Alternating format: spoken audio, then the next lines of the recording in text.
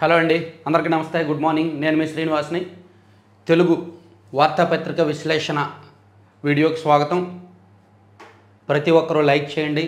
మీ ప్రతి లైక్ ఇంపార్టెంటే. అడగ్గా 6,000 లైక్స్ నుంచి 7,000 లైక్స్ వరకు పెరిగాయి.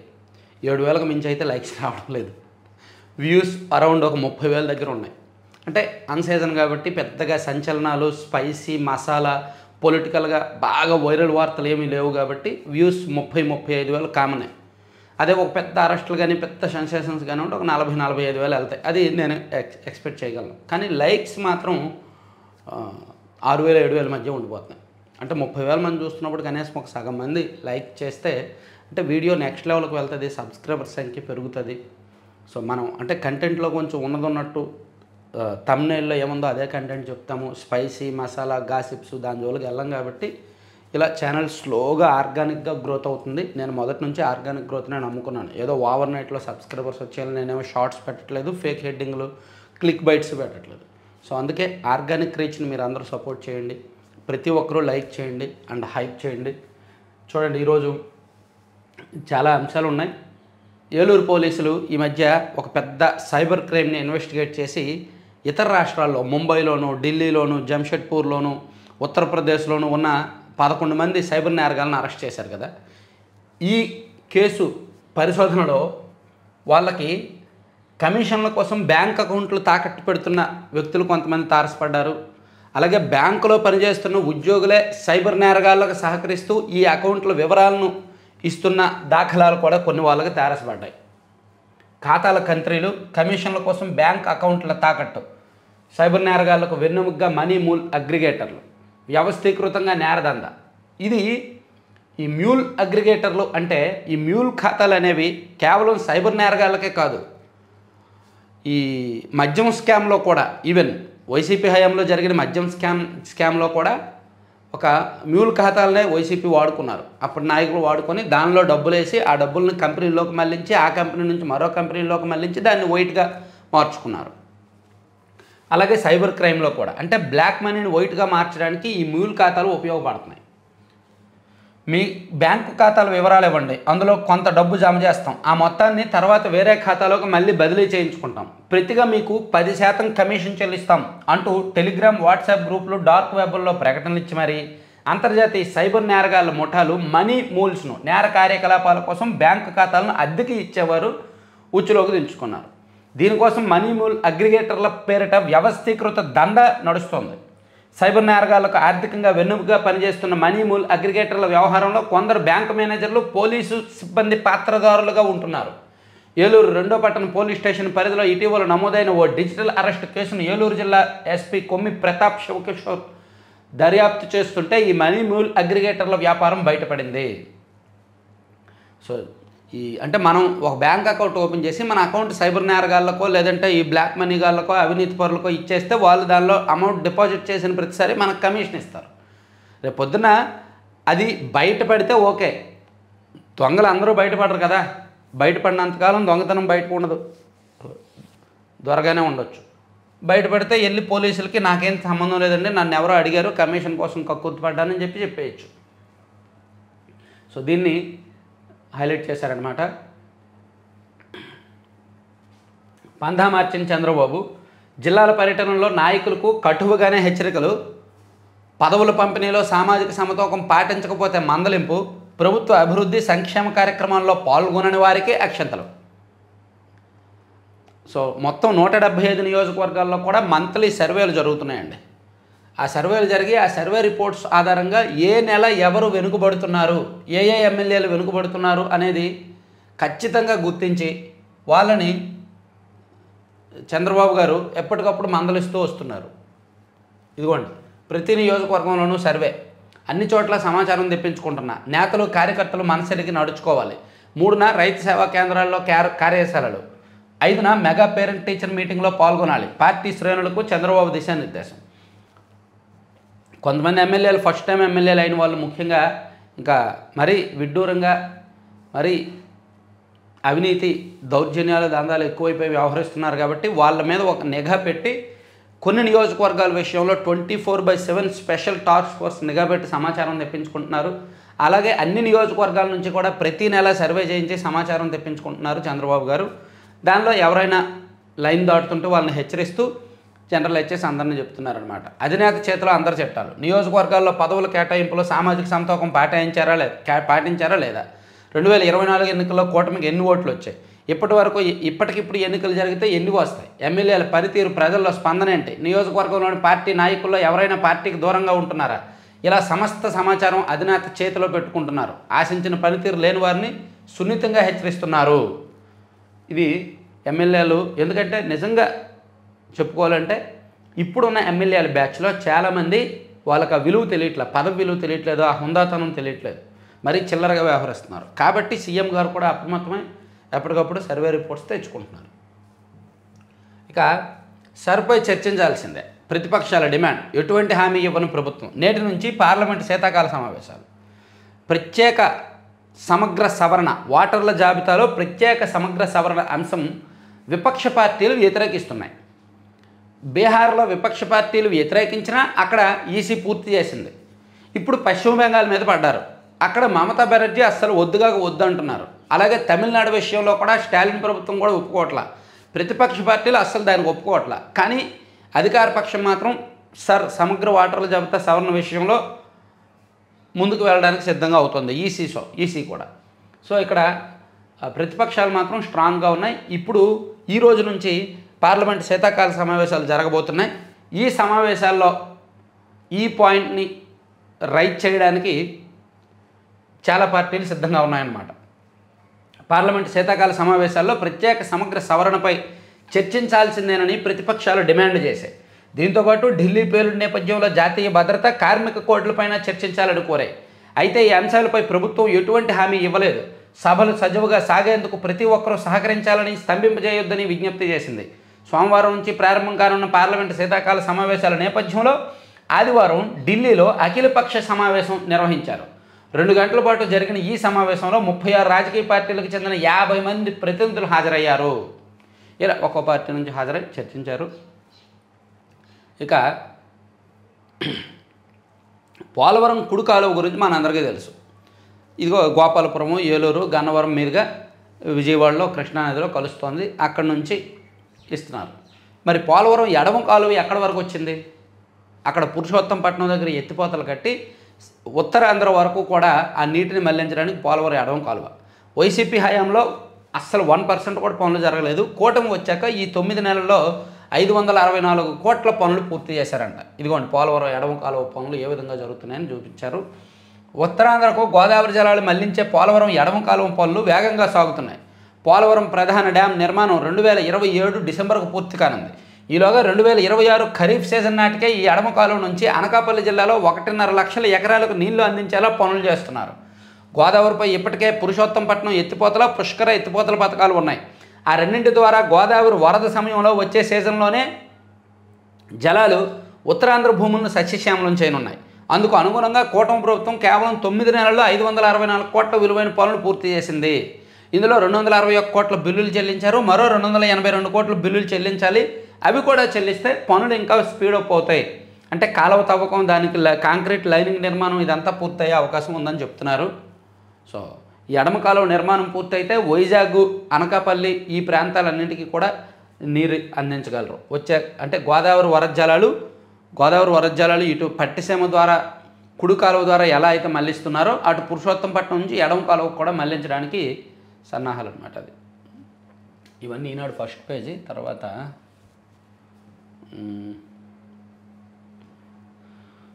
అవే కొనసాగించారు. తీవ్ర వాయుగుండంగా బలహీనపడిన దిత్వా తుఫాను. కోస్తా రాయలసీమలో అక్కడక్కడ వర్షాలు. సో దిత్వా తుఫాను 2 రోజుల నుంచి వణికిస్తోంది. నిన్న చాలా చోట్ల వర్షాలు పడ్డాయి. నెల్లూరు, పొట్టి శ్రీరాములు, ప్రకాశం, తిరుపతి జిల్లాలో ఓ మోస్తరు నుంచి భారీ వర్షాలు కురిశాయంట. ఈవెన్ ఇప్పటికీ కొన్ని విజయవాడ, ఏలూరు ఇటువైపు ఇప్పటికీ వర్షాలు పడుతున్నాయి. తర్వాత సర్దార్ పటేల్ సేవలు యువతకు స్ఫూర్తి. ఏక్తా యాత్రలో వెంకయ్య నాయుడు. ఉక్కు మనిషి సర్దార్ వల్లభాయ్ పటేల్ 150వ జయంతిని పురస్కరించుకొని నవంబర్ 26న ఆయన జన్మస్థలం కరమ్సద్ నుంచి ప్రారంభమైన ఏక్తా యాత్రలో మాజీ ఉపరాష్ట్రపతి వెంకయ్య నాయుడు పాల్గొన్నారు. తిరుమలలో ఎడతెరిపి లేని వర్షం. నిండు కొండల్లో 5 డ్యాములు. ఆధారాలు ముందుంచిన నోరు విప్పని జోగి సోదరులు. అదే కదా వీళ్ళతో సమస్య. వాళ్ళ బ్యాంక్ అకౌంట్లు, వాళ్ళ బ్యాంక్ ట్రాన్సాక్షన్స్ ముందున్నాయి. పలానా టైంలో పలానా తేదీన వాళ్ళ అకౌంట్లోకి అమౌంట్ పడింది. ఇవి ఎక్కడి నుంచి వచ్చాయి? ఇవి మీకు జనార్దన్ రావు, అద్దెపల్లి జనార్దన్ రావు ఇచ్చినాయే కదా, నకిలీ మద్యం నుంచి వచ్చినాయే కదా అంటే వాళ్ళు సమాధానం చెప్పట్ల. అలాగే ఇదిగో కాల్ రికార్డ్స్ అన్నీ తీసి ఇదిగో అద్దెపల్లి జనార్దన్ రావు నకిలీ మద్యంలో సూత్రధారి పాత్రధారి మొత్తం ఆయనే, మీరు అతనితో ఎందుకు కాంటాక్ట్లో ఉన్నారో, మీరు అతను ఎందుకు కలిశారన్న సమాధానం చెప్పట్ల. ఇలా టెక్నికల్గా అన్ని ఎవిడెన్స్లు, లీగల్గా కూడా అన్ని ఎవిడెన్స్లు వీళ్ళ మధ్య పెట్టి అడిగినా సరే సమాధానం లేదు. అసలు జనార్దన్ రావు నాకు ఎవరో తెలియదని జోగి రమేష్ గారు చెప్తున్నారు. కానీ జోగిరాము జనార్దన్ రావు మధ్య 18 కాల్స్ ఉన్నాయి. వీటి గురించి అడిగినా సరే సరైన సమాధానం చెప్పలేదంట. అలాగే 2020లో వీళ్ళ మధ్య యూపీఐ ఫోన్పే లావాదేవీలు ఉన్నాయి. వాటి గురించి అడిగినా సమాధానం చెప్పలేదంట. జోగి సోదరుల బ్యాంక్ స్టేట్మెంట్లను వారి ముందు ఉంచి పెద్ద మొత్తంలో నగదు ఎవరు ఎందుకు జమ చేశారని ప్రశ్నించినా తెలియదని సమాధానం చెప్తున్నారంట. సో మొత్తానికి వాళ్ళని ఏం అడిగినా సరే ఏం చెప్పట్లేదు. అలా వాళ్ళ కస్టడీ ముగిసింది. మనిషిని జ్ఞానవంతుడిగా మార్చేదే విద్య. ఏపీ హైకోర్టు న్యాయమూర్తి జస్టిస్ రామకృష్ణ ప్రసాద్. కటకటాల్లోకి ఖతర్నాక్ డాన్ కామాక్షి. ఈ లేడీ డాన్ కామాక్షి నెల్లూరు జిల్లాలో 3 నెలల కిందటే ఒక లేడీ డాన్ నిడిగుంట అరుణను పోలీసులు అరెస్ట్ చేశారు. ఇప్పుడు మరో డాన్ కామాక్షి, అరవ కామాక్షమ్మ. ఆమె కూడా గంజాయి వ్యాపారం చేస్తూ ఉంటారు. గంజాయి వ్యాపారాన్ని జిల్లా వ్యాప్తంగా విస్తరించి యువతకు అండ్ రాజకీయ నాయకులకు వాళ్ళకి గంజాయి ఇస్తూ, పోలీసులకు కూడా కొంతమందికి ఇస్తూ, వాళ్ళకి కమిషన్లు ఇస్తూ తను ఒక చిన్నపాటి అక్రమ సామ్రాజ్యాన్ని నిర్మించుకున్నారు. దాన్ని ప్రశ్నించిన సిపిఎం పార్టీ నేత పెంచలయ్యను కడతీర్చారనమాట ఆమె ముఠాతో. సో ఆమెకు అధికార పార్టీ, నేను ఇక్కడ వైసీపీ టీడీపీ అనేది చెప్పట్లేదు, ఎవరు అధికారంలో ఉంటే వాళ్ళ నుంచి ఆమెకు సపోర్ట్ ఉంటుంది. అది ఆదాల ప్రభాకర్ రెడ్డి గారా, లేదంటే కోటంరెడ్డి శ్రీధర్ రెడ్డి గారా, లేదా ఇంకెవరనేది తర్వాత విషయం. ఆమె ఫోటోలు వైసీపీ వాళ్ళతోనూ ఉన్నాయి, టీడీపీ వాళ్ళతోనూ ఉన్నాయి. కాబట్టి ఆమెకు ఎవరు అధికారంలో ఉంటే వాళ్ళతో అంట కాగుతూ, పోలీసులకు డబ్బులు ఇస్తూ, కమిషన్లు ఇస్తూ, మేపుతూ, వాళ్ళ ఇంట్లో 25 కేజీల గంజాయి నిల్వ పెట్టుకుందంటే చూడండి. ఆమె ఉంటున్న ఇంట్లో 25 కేజీల గంజాయి పెట్టుకొని సప్లై చేస్తూ ఉంది. చివరికి ఆమెను అరెస్ట్ చేశారనమాట. అధిక లాభానికి ఆశపడి జైలు పాలు. నకిలీ మద్యం కేసులో అజ్ఞాతంలో ఉన్న తలారి రంగయ్య అరెస్టు. లేబుల్ల డిజైను ముద్రణలో కీలక పాత్ర. లేబుల్కు 70 పైసలు లాభం వస్తుందని నకిలీ మద్యం స్కామ్లో నకిలీ లేబుల్ కూడా తయారు చేయాలి కదా, ఆ లేబుల్ తయారు చేసిన వ్యక్తిని నిన్న అరెస్ట్ చేశారు. 2 ఏళ్లలో 2 లక్షల లేబుల్ అంట. ఇక అక్కను వేధించారని బావ అత్తలపై కత్తివేటు. స్నేహితులతో కలిసి పాలిటెక్నిక్ విద్యార్థి ఘాతుకం. పల్నాడు జిల్లాలో జంట. ఈ కుర్రాడు పాలిటెక్నిక్ కాలేజీలో చదువుతున్నాడు. వాళ్ళ అక్క 3 సంవత్సరాల కిందట మ్యారేజ్ అయింది. అయినా సరే అత్తింటి నుంచి వేధింపులు ఎదురయ్యాయి. దాంతో అక్కను ఆ కుటుంబం నుంచి వేరు చేసి విడాకులు ఇప్పించి రెండో పెళ్లి చేశారు.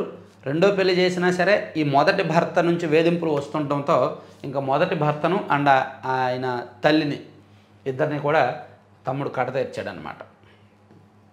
మైనర్ కాబట్టి వాళ్ళ పేర్లు చెప్పట్లేదు, రాయట్లేదు.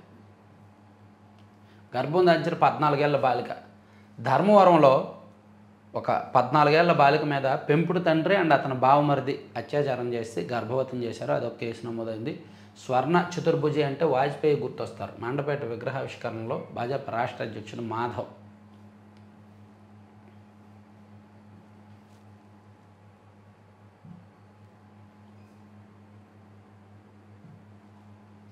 రోగులను పరీక్షిస్తున్న మంగళగిరి ఎయిమ్స్. సాధారణ రక్త పరీక్షలకు 4-5 రోజుల సమయం, ఎండోస్కోపీకి 3 నెలల పైనే. అమ్మో ఏంటి ఇంత పెద్ద, ఏది పేరు గొప్ప ఊరు దెబ్బ అన్నట్టు ఉందన్నమాట. ఎయిమ్స్, మంగళగిరి ఎయిమ్స్ 7 ఏళ్ల కింద రాజధాని ప్రాంతంలో ఏర్పాటైన ఈ కేంద్ర సంస్థ రాష్ట్రానికి తలమానుకం. అయితే ఈ ఆసుపత్రిలో సాధారణ పరీక్షలకే 4-5 రోజులు పడుతుంది. ఎండోస్కోపీ చేయాలంటే 3 నెలలకు పైగా నిరీక్షించాల్సి వస్తుంది. ప్రతిష్టాత్మక కేంద్ర సంస్థ కావడంతో ఆంధ్రప్రదేశ్తో పాటు తెలంగాణలోని వివిధ ప్రాంతాల వారు రోజుకు సుమారు 3000 మంది రోగులు వస్తున్నారు. దీంతో పరీక్షలు చేయించుకోవడమే పెద్ద పరీక్షగా మారుతోంది. తెనాలికి చెందిన నాగమణి ఇటీవల కడుపు నొప్పి ఇన్ఫెక్షన్తో ఎయిమ్స్కి వచ్చారు. మొత్తం 12 రకాల పరీక్షలను వైద్యులు సూచించారు. ఆమెకు రక్త పరీక్షలకి 5 రోజుల సమయం పట్టింది. మిగిలిన 11 పరీక్షల్లో ఎక్స్రే స్కాన్లు ఎప్పుడు చేస్తారో తేదీలే ఇవ్వలేదంట. వారిని పరీక్షలే చేయట్లేదంట సరిగ్గా. జనం ఎక్కువ ఉంటున్నారు, పరీక్షలకు సంబంధించి ఏర్పాట్లు లేవని అసలు. పత్తి అరటి రైతులకు న్యాయం చేయాలి. ఏపీలో ఎస్ఐఆర్ వీలైనంత త్వరగా చేపట్టాలి. తెదేపా పార్లమెంటరీ పార్టీ నేత లావు శ్రీకృష్ణదేవరాయలు. 6.6 కోట్ల విలువైన గంజాయి చెప్తూ. విశాఖపట్నంలో నిన్న మారథాన్ జరిగింది. విశాఖ ఆర్కే బీచ్ రోడ్లో ఆదివారం తెల్లవారుజామున పరుగుల సందడి. సజ్జ క్వింటాల్ 2000 రూపాయలు, రైతుకు దగ్గర మద్దతు ధర. సో ఇవన్నీ ఈనాడులో అంశాలండి. సాక్షికి వెళ్దాం. సాక్షిలో ఈ ఫీజు బకాయిల మీద బ్యానర్లో ఓ పెద్ద వార్త రాశారండి. ఫీజులకు బూజు, బకాయిల బండ. 7,800 కోట్లు బకాయి పెట్టిన బాబు సర్కారు. చంద్రబాబు అధికారంలోకి వచ్చినప్పటి నుంచి ఇప్పటి వరకు 8 క్వార్టర్ల ఫీజులు పెండింగ్లోనే. ఫీజు రియంబర్స్మెంట్ కింద 5,600 కోట్లు, హాస్టల్ మెయింటెనెన్స్ ఛార్జీలు 2,200 కోట్లు, రాష్ట్ర చరిత్రలో తొలిసారి భారీగా పేరుకుపోయిన బకాయిలు. కాలేజీల ఒత్తిళ్లు తట్టుకోలేక అప్పులు చేసి కడుతున్న తల్లిదండ్రులు, ఫీజులు కట్టలేదని ప్రభుత్వ వర్సిటీల్లో సైతం సర్టిఫికేట్లు ఇవ్వని దుస్థితి. షెడ్యూల్ ప్రకారం చెల్లింపులను అడ్డుకుంటున్న చంద్రబాబు ప్రభుత్వం నేరుగా కాలేజీలకే 6 నెలలకు ఒకసారి చెల్లిస్తామని చెప్పి మొండి చెయ్యి. నిజంగా వైసీపీ హయాంలో కొంత బకాయి పెట్టారు, దాదాపుగా ఒక 3,000 కోట్లు. కూటమి ప్రభుత్వం అధికారంలోకి వచ్చాక మరో 4,000 కోట్లు కలిపి అది 7,800 కోట్లకు పైగా బకాయి ఉందన్నమాట. సో ఇది గత ప్రభుత్వం మీద ఇంకా ఎన్నాళ్ళు వేస్తారు? సంవత్సరంన్నర అయింది కూటమి ప్రభుత్వం అధికారంలోకి వచ్చి. ఇంకా జగన్మోహన్ రెడ్డి గారు బకాయి పెట్టారు, వాళ్ళే బకాయి పెట్టారు అనలేరుగా. ఆయన పెట్టిన బకాయికి మించి కూటమి ప్రభుత్వం కూడా పెట్టింది బకాయి. సో ఈ తప్పు నిజంగా కాలేజీ విద్యార్థులు అయితే మాత్రం ఇబ్బంది పడుతున్నారు. వాళ్ళకి నోటీసుల మీద నోటీసులు వస్తున్నాయి, సర్టిఫికేట్లు ఇవ్వట్లేదు, టీసీలు ఇవ్వట్లేదు, హాల్ టికెట్లు ఇవ్వట్లేదు, ఇబ్బందులు పెట్టేస్తున్నారు. ఇక పార్లమెంట్ రాష్ట్ర సమస్యలపై ఎలుగెత్తాలి. పార్లమెంట్లో ప్రజాగలం 22 మంది ఉండి రాష్ట్రంలో అధికారంలో ఉన్నప్పుడే పార్లమెంట్లో సమస్యల మీద మాట్లాడలేదు. చంద్రబాబు గారి కేసుల మీద రాజకీయ ప్రయోజనాల గురించి మాట్లాడారు. ఇప్పుడున్న నలుగురిలో 2 వెళ్తారు పార్లమెంట్కి, మిగిలిన 2 ఎక్కడ ఉంటారో కూడా తెలియదు. వీళ్ళు నలుగురు ప్రజాగలం అంట. వైఎస్ఆర్సీపీ ఎంపీలకు వైఎస్ జగన్ దిశానిర్దేశం. రాష్ట్రంలో తీవ్ర సంక్షోభంలో వ్యవసాయ రంగం, తుఫాన్తో రైతాంగానికి కోలుకోలేని నష్టం, పరిహారం ఊసేలేదు, ఏ పంటకు మద్దతు లేదు, ధాన్యం సేకరణలోనూ ప్రభుత్వ నిర్లక్ష్యం, అంతా మిల్లర్లు దళారులదే రాజ్యం, అన్నదాతల ఇక్కట్లను పట్టించుకున్న ప్రభుత్వం అని. సో ఇవన్నీ కూడా పార్లమెంట్లో లేవనెత్తాలని వైఎస్ జగన్ చెప్పారంట. తర్వాత బలహీనపడుతున్న దిత్వ తుఫాను ప్రభావంతో నెల్లూరు, తిరుపతి జిల్లాలో జోరువానలు చెప్పుకున్నాం. నేటి నుంచి పార్లమెంట్ శీతాకాల సమావేశాలు సోమవారం నుంచి ఆరంభం కానున్నాయి. ఈ నెల 19 వరకు మొత్తం 15 రోజుల పాటు సమావేశాలు కొనసాగుతాయండి. సున్నితత్వం పెంచుకోండి, జనాభిప్రాయాన్ని మార్చండి. డీజీపీల సదస్సులో పోలీసులకు ప్రధానమంత్రి నరేంద్ర మోదీ పిలుపు. విచ్ఛిన్న శక్తులపై నిత్యం డ్యాక్కున్న అవసరం. రాష్ట్రాల డీజీపీలతో ప్రధానమంత్రి నరేంద్ర మోదీ నిన్న సమావేశమయ్యారు. ఉపాధి కూలీలకు ముఖ ఆధారిత హాజరు. నేటి నుంచి పార్వతీపురం, మన్యం, దేశంలోని మరో 2 జిల్లాల్లో అమలు. పని జరిగే ప్రాంతంలో 10 మీటర్ల పరిధిలో నమోదు. ఫేస్ రికగ్నైజేషన్ అటెండెన్స్ వేస్తున్నారంట ఉపాధి హామీ కూలీలకు. సో దీనివలన దొంగ మస్తర్లు ఆగుతాయి అన్నమాట. మీ కార్డు కొంచెం తెలివిగా క్రమశిక్షణతో పడితే క్రెడిట్ కార్డుతో లాభం ఎక్కువ, పైసా వడ్డీ చెల్లించక్కర్లేదు, పైపిచ్చి కాస్త సంపాదించుకోవచ్చు. వీటన్నింటికి తోడు హోటళ్ళు, సినిమా టికెట్లు, ప్రయాణ టికెట్లపై ఎప్పటికప్పుడు ఆఫర్లు వస్తాయని క్రెడిట్ కార్డు గురించి ఒకటి వేశారు. గృహ రుణానికి ముందే గుడ్ బై. గృహ రుణంపై నెల చెల్లించే ఈఎంఐకి అదనంగా 5,000 చెల్లిస్తే 20 ఏళ్ళలో ఏకంగా 11.5 లక్షల వడ్డీ ఆదా అవుతుంది. పైపెచ్చు ఈఎంఐలు చెల్లించాల్సిన కాలము తగ్గుతుంది అని ఒక లెక్క రాశారు. తొలుత కృష్ణ, తర్వాత గంగ. అధిక నీటి నిల్వ సామర్థ్యం ఉన్న జలాశయాలు ఉన్న బేసంలో అగ్రగామిగా కృష్ణ, 2వ స్థానంలో నిలిచిన గంగ, 3వ స్థానంలో గోదావరి. కేంద్ర జలసంఘం నివేదికలో వెల్లడి. అత్యధిక నీటి నిల్వ సామర్థ్యం ఉన్న జలాశయాలు అంటే కృష్ణా నది మీద ఎక్కువ ప్రాజెక్టులు ఉన్నాయి కాబట్టి ఎక్కువ నీటి నిల్వ ఉంటుంది. గోదావరి మీద అన్ని ప్రాజెక్టులు లేవు. సోషల్ టేక్ ఓవర్కి చెక్. సిమ్ బైండింగ్ విధానాన్ని తెచ్చిన డాట్. ఆ సిమ్ కార్డు ఉన్న ఫోన్ నుంచే సోషల్ మీడియా యాప్స్ సేవలు. సైబర్ నేరగాళ్లకు చెక్ పెట్టేందుకు కొత్త మార్గదర్శకాలు. మనం ఒకదానిలో సిమ్ ఉంటుంది, మరో దానిలో వాట్సాప్ వాడతాం. ఇలా ఏ యాప్ అయినా సరే ఆ సిమ్ ఆ మొబైల్లో ఉంటే ఆ సిమ్ పేరిట ఆ యాప్ ఆ మొబైల్లోనే రన్ అవ్వాలి. అది టెలికాం సంస్థ మార్చి నుంచి ఆ విధానాన్ని తీసుకొస్తున్నారు. ఇక బ్రేక్ఫాస్ట్తో కుర్చీ పోరుకు బ్రేక్. సోనియా గాంధీ నివాసంలో కర్ణాటకంపై చర్చ. కూలంకషంగా వివరించిన కాంగ్రెస్ పార్టీ అధ్యక్షుడు ఖర్గే. తనకు సీఎం సిద్ధరామయ్యతో విభేదాలు లేవని అంతకుముందే డీకే శివకుమార్ స్పష్టీకరణ. 2028 ఎన్నికలే తమ లక్ష్యమని వెల్లడి.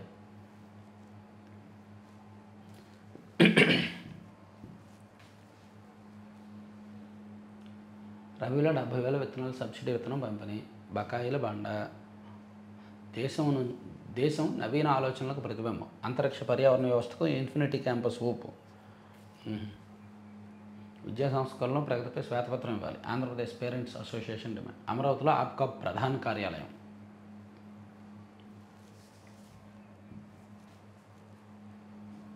Social take over.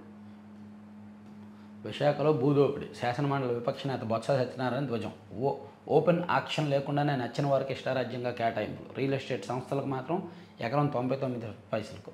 గిరిపుత్రులను సంక్షేమ హాస్టల్లో గాలి వదిలేశారు. చంద్రబాబు పాలనలో తీవ్ర సంక్షోభంలో సాగు రంగం. అమరావతిలో భూదోపిడీ సహా త్వరలోనే ప్రజలకు అన్నీ అర్థమవుతాయని వైసీపీ వాళ్ళు చెప్పారు. నిబంధనల ప్రకారమే భూ కేటాయింపులని.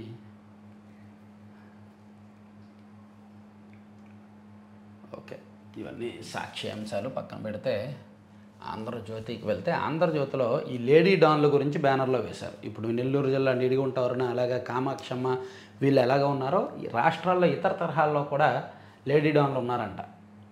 సైనైడ్ మిస్టరీ కేసుల్లో తెనాలి బుజ్జి జైలుకు, విజయవాడలో ఇల్లు కబ్జా చేసిన లేడీ డాను చీరాల మరియమ్మ, తాడేపల్లి ప్రమీల దొంగలముఠ, నూజివీడు మాజీ బ్యాంకర్ ఘరానా మోసాలని. సో మొత్తం మీద రాష్ట్ర వ్యాప్తంగా లేడీ డాన్లు విపరీతంగా విస్తరిస్తున్నారు అని. నిజంగా ఒకటి మనం పచ్చిగా ఓపెన్గా చెప్పుకోవాలంటే, ఈ కాస్త డెకాయిట్ అంటే మోసపూరిత తెలివితేటలు ఉంటాయి, వైట్ కాలర్ నేరాలు ఆ తెలివితేటలు ఉంటాయి.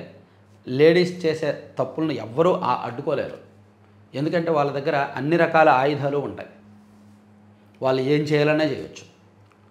హనీ ట్రాప్లు వేస్తారు, లేదా వాళ్ళకున్న నెట్వర్క్ వాడతారు, ఎవరినైనా అవసరమైతే పంపిస్తారు. సో ఏ స్థాయి అధికారినైనా సరే డబ్బుతోనైనా లొంగ తీసుకుంటారు, వేరే రకంగా అయినా లొంగ తీసుకుంటారు. సో వాళ్ళ అంటే తెలివితేటలను ఆపలేరనమాట. అందుకే లేడీ డాన్లను కనిపెట్టడం కష్టం. చూడండి, నిడిగుంట అరుణ, అలాగే కామాక్షమ్మ ఏళ్ల తరబడి డాన్లుగా చెలరైపోతున్నారు. ఈవెన్ ఏ గవర్నమెంట్ అధికారంలో ఉంటే వాళ్ళ దగ్గర చేరిపోతున్నారు. వెళ్ళి వాళ్ళకి నెల నెల డబ్బులు ఇచ్చుకుంటూ పోలీసులతో పరిచయాలు పెంచుకొని పోలీసులకు డబ్బులతో పాటు ఇతర సదుపాయాలు కల్పిస్తూ రెచ్చిపోతున్నారన్నమాట. సో దాన్ని ఆంధ్రజ్యోతిలో గట్టిగా రాశారు. రాష్ట్ర వ్యాప్తంగా పలు ప్రాంతాల్లో లేడీ డాన్లు హడలెత్తిస్తున్నారని. ఇక 17 నెలల్లో 50,763 కోట్లు పింఛన్లు పంచాము అని చంద్రబాబు గారు చెప్పారండి. దేశంలోనే అతిపెద్ద నగదు బదిలీ కార్యక్రమం ఇది అని చంద్రబాబు గారు చెప్తున్నారు. పార్టీలకు అతీతంగా పెన్షన్లు ఇస్తాం, ఉగాదికి మరో 5 లక్షల ఇల్లు, నేతలు ప్రజాప్రతినిధులతో సీఎం చంద్రబాబు టెలికాన్ఫరెన్స్. ఇక బలహీనపడిన దిత్వా తుఫాను. ఇదేంది సారు ఇలా చేశారు? సబ్ రిజిస్ట్రార్ ఆనంద్ రెడ్డికి పోస్టింగ్ పై వివరణ పేరిట అసలు గుట్టురట్టు. రిజిస్ట్రేషన్ ఐజీ అంబేద్కర్ వివరణపై అనేక అనుమానాలు. వేర్వేరు జిల్లాల డీఐజీలను ఆనంద్ రెడ్డి అక్రమాలను నిర్ధారించారు. ఆయన సస్పెన్షన్ను హైకోర్టు ఆపేస్తే ఎందుకు అప్పీల్కు వెళ్ళలేదు? ప్రభుత్వ నిర్ణయం కోసం ఎందుకు ఎదురు చూడలేదు? రిజిస్ట్రేషన్ వర్గాల్లో చర్చ. డబ్బులు తీసుకొని ఇస్తుంటారు, దానిలో ఏముంది. ఇక నకిలీ మద్యం కేసులో రంగయ్య నకిలీ లేబుల్ సృష్టికర్తను అరెస్ట్ చేశారు. తెలీదు, గుర్తులేదు, మర్చిపోయా జోగి బ్రదర్స్ సమాధానాలు ఇవి. 4 రోజులు పోలీస్ కస్టడీలో 250 ప్రశ్నలు అడిగిన అధికారులు అన్ని డొంక తిరుగుడు జవాబులే. ఇక శీతాకాలం గరంగరమే. నేడు పార్లమెంట్ సమావేశాలు నేటి నుంచే సరిపోయి పలు అంశాలపై సర్కారు నిలదీసేందుకు విపక్షాలు సిద్ధం. ఒకరి తీర్పును మరొకరు కొట్టువేయడం ఆందోళనకరం. సుప్రీంలో పెరుగుతున్న ధోరణి. జస్టిస్ నాగరత్న వ్యాఖ్యలు.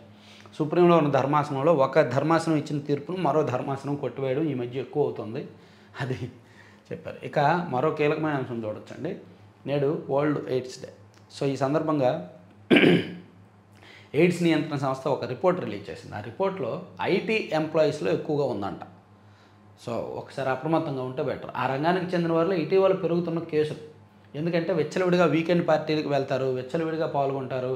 అండ్ నకిలీ ఏమంటారు దాన్ని, మాదక నిషేధిత మాదక ద్రవ్యాలు, మత్తు ఇంజక్షన్లు ఎక్కించుకుంటారు. వీకెండ్ పార్టీల్లో ఎవరితో కలుస్తారో ఏం కలుస్తారో కూడా తెలియదు. సో అందుకనే అవి ఎక్కువ ఉన్నాయంట.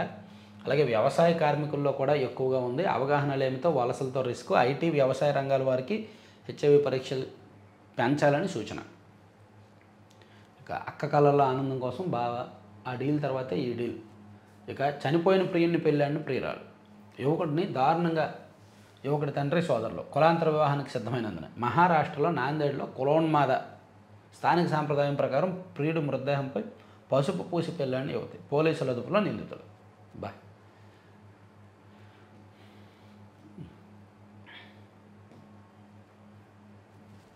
సెకండ్ పేజీలో చూద్దామా. భారత అంతరిక్షాంగానికి ఇన్ఫినిటీ ఉత్సాహం. దేశ యువశక్తికి స్కై రూట్ ఇన్ఫినిటీ క్యాంపస్ ప్రతిబింబం అని రాశారు. సర్ గడువు వారం పొడిగింపు. 9 రాష్ట్రాలు 3 కేంద్రపాలిత ప్రాంతాల్లో కొనసాగుతున్న ప్రక్రియ. ఫిబ్రవరి 14న ఓటర్ల జాబితా విడుదల. ఆ డీల్ తర్వాతే ఈ డీల్. అమెరికాతో వాణిజ్య ఒప్పందం తర్వాత SU-457. 90% డిగ్రీ పట్టాలు చిత్తు కాగితాలతో సమానం. నైపుణ్యాలు అందించిన డిగ్రీలు 4 తీసుకోవడానికి కూడా పనికిరావు. నో అలాగని క్వాలిఫికేషన్ చూస్తారుగా. ఇప్పుడు మినిమం డిగ్రీ అయినా చదవాలి. మేబీ డిగ్రీలో వాళ్ళు చదివిన సబ్జెక్ట్కి వాళ్ళు బయట పనిచేసేదానికి సంబంధం ఉండకపోవచ్చు, ఉండకపోవచ్చు. కదే కరెక్టే. ఈ డిగ్రీలు ఇంజనీరింగ్ చదువుతున్నారు తప్ప దానికి తగిన నైపుణ్యం అయితే రావట్లేదు. ఇక శీతాకాలం గరంగరమైన ఇచ్చారు. సో ఇవి ఆంధ్రజ్యోతి మనం పక్కన పెట్టేస్తే, ఆంధ్రప్రభలో చూస్తే నిండా ముంచుతున్న తుఫాన్లు ధాన్యం అమ్మేదెలా బతికేదెలా అని మొంధ నేడు దిత్వ. సో ధాన్యం విక్రయాలకు ఈ తేమ శాతం ఎక్కువగా ఉండడం వల్ల ధాన్యం కొనుగోలులో కొర్రీలు వస్తున్నాయి. దానివలన రైతులు అమ్మలేకపోతున్నారు, అమ్మడానికి ఇబ్బందులు వస్తున్నాయి. ఇప్పుడు కళ్ళాల్లో ఉంచిన ధాన్యం తేమ ఎక్కువైపోతుంది. కళ్ళాల్లో ధాన్యపు రాసులు మరికొన్ని చోట్ల చివరి దశకబంట. ఇప్పుడు మళ్ళీ వర్షాలు, వణుకుతున్న అన్నదాతలు. మొంధ ప్రభావంతో ఇప్పటికీ ధాన్యంలో తేమ, విక్రయానికి నిబంధనలు అడ్డు. 17% తేమకు మించితే కొనని సంస్థలు.